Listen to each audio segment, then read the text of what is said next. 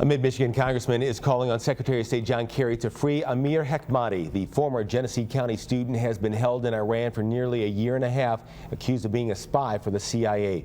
ABC 12's Washington correspondent Ted Fioraliso joins us now live in Washington, D.C. with a story you'll see only on ABC 12. Ted? Well, Terry, Hekmati is now 29 years old. He holds both U.S. and Iranian passports. Now, his family says he was visiting his grandmother's in Iran when he was taken into custody. Now, the family, as well as the U.S. government, denies he is a spy. And I'm joined now by Congressman Dan Kildee.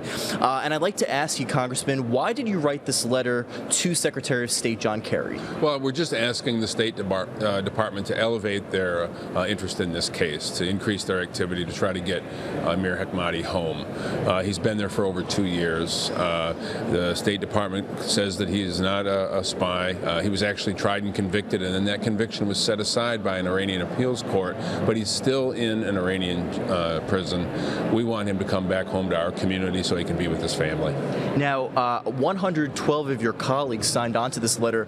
To me, this says that this goes beyond Mid-Michigan, this story. Well, it goes beyond Mid-Michigan, and it's a bipartisan letter. I have representatives from across the country, leadership in both bodies, both Democrats and Republicans, joining me to ask for the State Department to increase their activity, elevate their interest in this case. It's an important case. It's one that I think takes action, and that's why I stepped up on behalf of the family. And just quickly, what could you tell us about the latest on his situation and his circumstances there?